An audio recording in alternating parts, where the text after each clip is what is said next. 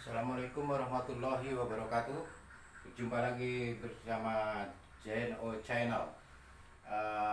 Hari ini kita mau berbagi informasi mengenai generasi Z. Apa itu generasi Z?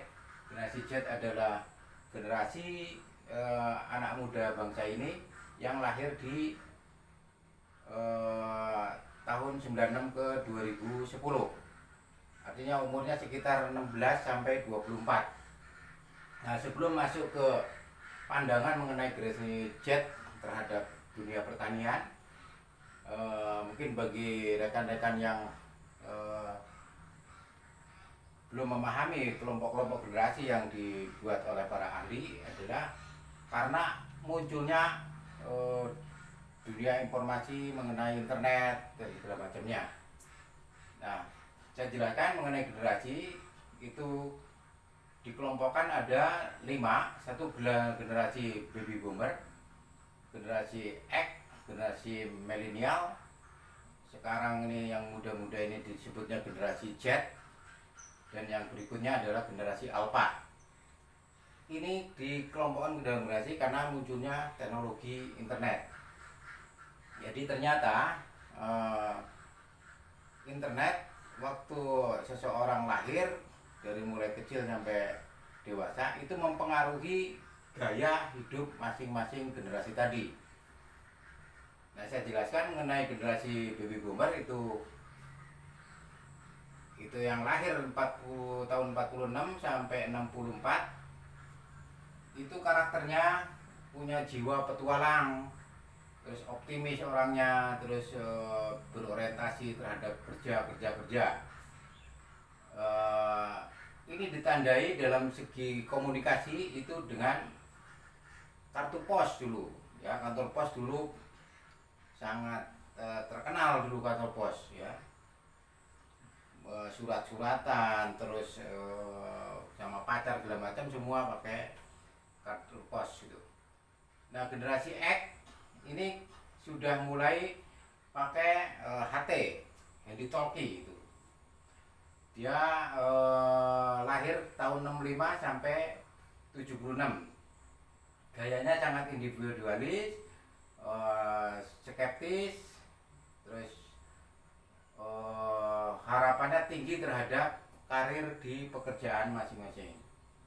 Nah, generasi berikutnya ini milenial yang sudah muncul telepon genggam, ditandai dengan munculnya telepon genggam.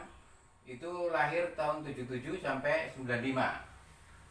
Gayanya atau karakternya itu orangnya percaya dirinya tinggi, orientasi terhadap kesuksesan juga tinggi, karir juga, tapi cukup toleran terhadap permasalahan-permasalahan hidup. Dan gaya kompetisi, daya saingnya cukup bagus, ya. Dan haus perhatian karena baru ada internet, HP itu, sehingga mempengaruhi terhadap bagaimana mencari relasi gitu. Nah, yang berikutnya yang akan kita bahas hari ini adalah generasi Z. Itu karakternya sangat menghargai keberagaman, pandangan mengenai agama, mengenai sosial, politik dan segala macam itu cukup saling menghargai, dan keinginan kuat untuk mengendaki perubahan sosial. Jadi ingin kotanya maju dan segala macam. Kemudian juga suka berbagi, istilahnya zaman sekarang itu kolaborasi, senang berkolaborasi, dan orientasinya adalah target. Jadi kalau mengerjakan sesuatu harus ada targetnya. Ini sangat bagus karakter-karakter seperti ini. Nah, untuk yang di bawahnya, generasi yang akan muncul berikutnya adalah generasi muda yang disebut generasi alpha. Nah, ini belum terdeteksi karakternya. Nah, dengan karakter generasi Z tadi, ternyata generasi Z ini kurang berminat di bidang pertanian, baik itu bekerja ataupun bisnis. apa saja. Semoga ini menjadi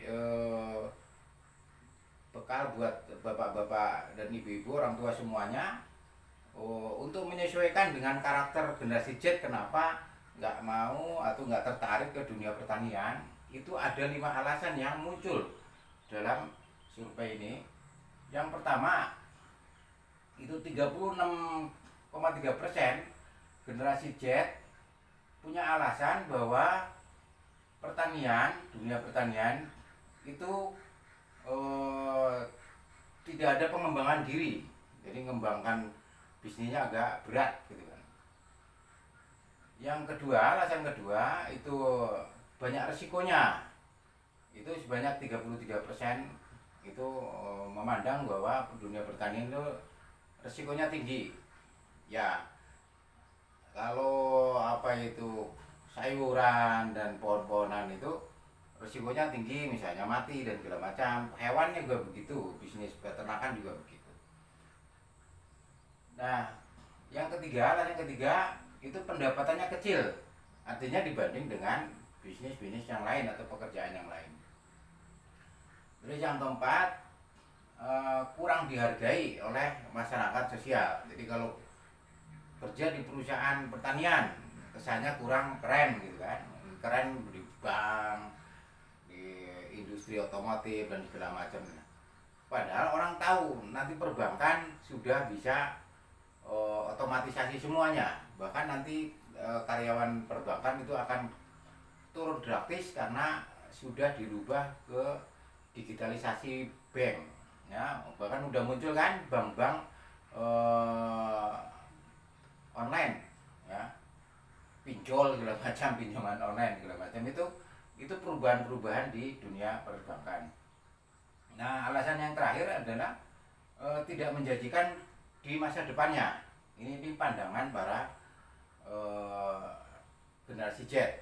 Artinya para tokoh politik, para tokoh pembangunan, para tokoh pertanian punya tugas untuk menjembatani pandangan generasi Z ini agar dunia pertanian menjadi bagus dengan mengatasi 5 hal alasan yang kurang diminati oleh generasi Z. Nah, semoga kita semua bangsa ini bisa menemukan cara sehingga pertanian menjadi menarik dan mampu mensejahterakan bangsa ini. Terima kasih. Wassalamualaikum warahmatullahi wabarakatuh.